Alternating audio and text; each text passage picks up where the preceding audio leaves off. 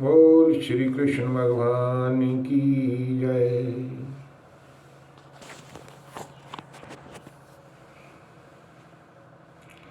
अथ छठा अध्याय। श्री भगवान जी बोले, हे अर्जुन, जिसको कर्म फल में आस्तिक नहीं और जो कर्म को करता है वह सन्यासी और योगी है, और जिसने अनैतिक लौकिक कर्म छोड़ दिया है वह योगी नहीं है। हे अर्जुन, जिसको संन्यास कहते हैं उसी को कर्म योग जानो, क्योंकि संकल्प के त्याग के बिना कोई भी योग नहीं हो सकता। जो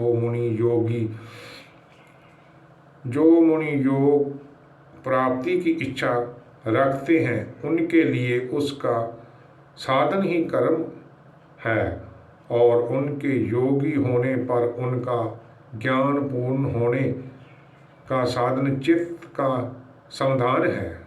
जब मनुष्य विषय और कर्मों की आस्तिक से छूट गया और संपूर्ण वासनाओं को उसने त्याग दिया, उसी समय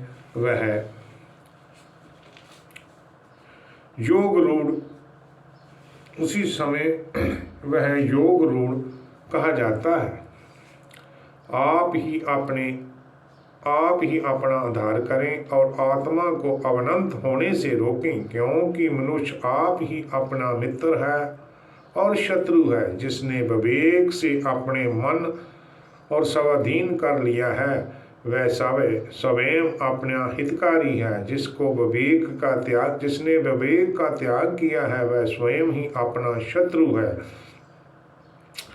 मन को जीतने वाला शांत स्वभाव मनुष्य की आत्मा शीत उष्ण, सुख दुख, मान और अपमान इनको होने पर भी अत्यंत स्थिर रहती है। जिसने ज्ञान विज्ञान से अपने अंतःकरण को तुप्त कर लिया है, जो निर्विकार हो गया है, तथा जिसने अपनी इंद्रियों को वश में कर लिया है, जो मिट्टी पत्थर और सोने को एक सा समझता है, वही योगी कहलाता है। सुहृद मित्र शत्रु, उदासीन दोषी, मध्यस्थ दोष करने योग, बंधु वर्ग साधु और पापी, इन सब को जो समान दृष्टि से देखता है वही श्रेष्ठ है। योगी पुरुष को मन और आत्मा को अपने वश में करके वासनाओं और समस्त प्रपंचों को त्याग किसी एकांत में बैठ निरंतर चित्त को समाधि में लगाना चाहिए। योगी निर्मल स्थान में पहले कुशा, उसके ऊपर मृगदक का चर्म और उसके ऊपर वस्त्र बिछाए। स्थान ना बहुत ऊंचा हो ना बहुत नीचा हो, उस पर मन को एकाग्र करके चित्त और इंद्रियों को रोक कर बैठना चाहिए। आत्मा शुद्धि के लिए योग करना चाहिए।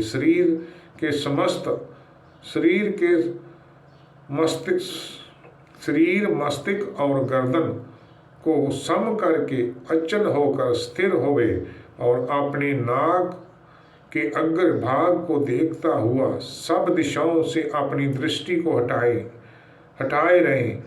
भय रहित होकर शांत चित्त से ब्रह्मचर्या व्रत पालन करें। मन को रोक कर मुझ में ही लीन हो मन को योग में लगाएं। इस प्रकार मन को वश में रखने वाला योगी को निरंतर योग अभ्यास करते रहना चाहिए।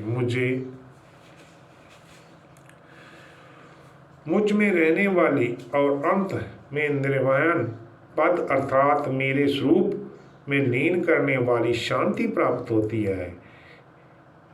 हे अर्जुन, जो अधिक भोजन खाता है, जो अनेका दिन उपवास करता है, जो बहुत सोता या जगता ही रहता है, उसको योग नहीं प्राप्त होता है। जो उपयुक्त हार और व्यवहार करता है, कर्म का योग रीति से पालन करता है, जो यथ समय सोता है और जगता है, योग ऐसे पुरुष का दुख मिटा देता है।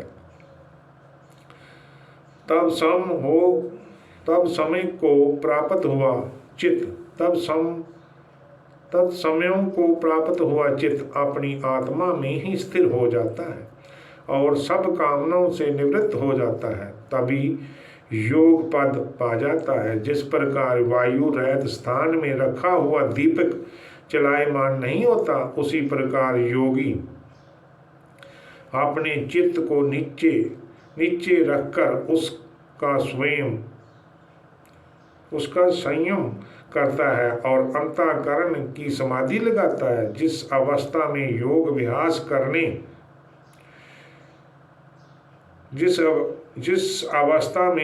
अभ्यास के कारण चित्त का वेग रोक कर विषयों में पृथक होने लगता है और जब शुद्ध अंतःकरण से आत्मा को देखकर आत्मा में ही संतुष्ट होता है, उस अवस्था में उत्पन्न सुख को ही जो इंद्रियों द्वारा जाना नहीं जा सकता, वरना केवल बुद्धि से ही जाना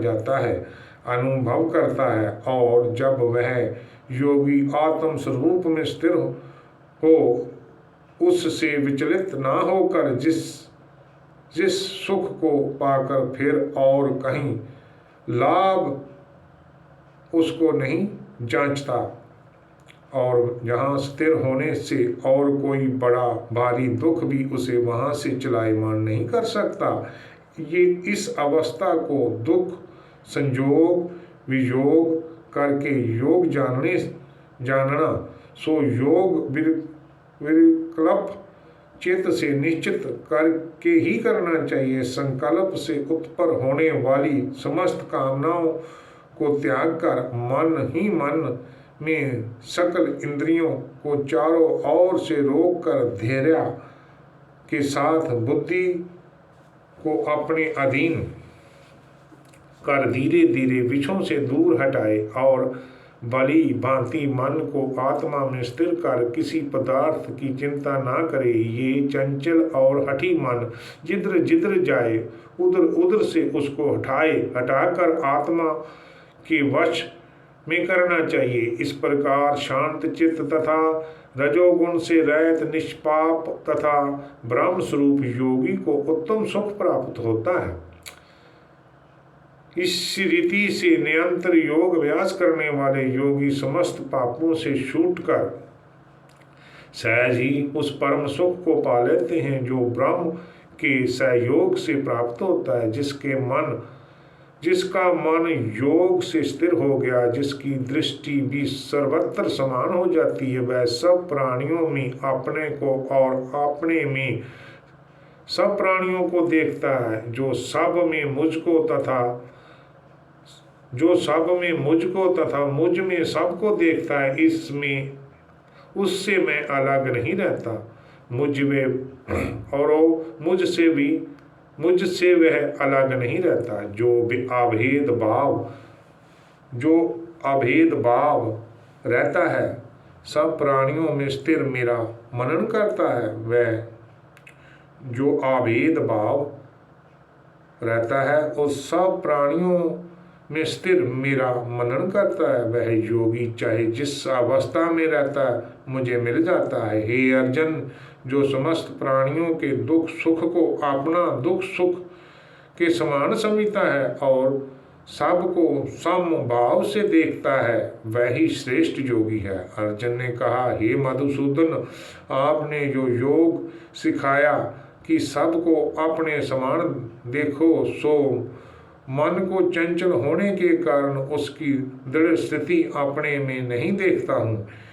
हे कृष्ण, चंचल मन बड़ा हठी है पर कर्मी है और दृढ़ है। इसको अधीन रखना तो मुझे वायु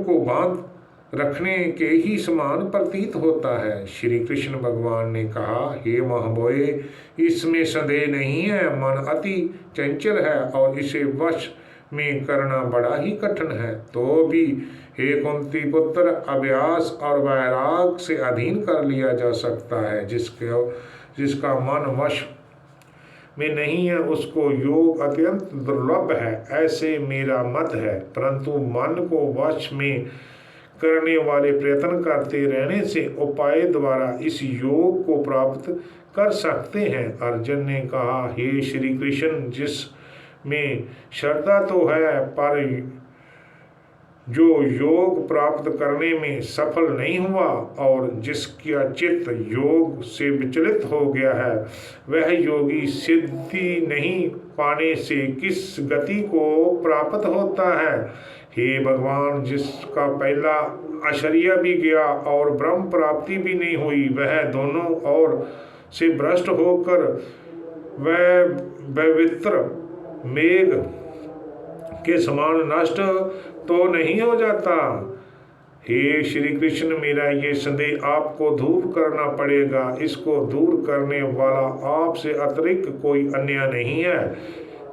श्री भगवान बोले, हे पार्थ, उसका यहाँ नाश नहीं होगा और परलोक में भी नहीं होगा,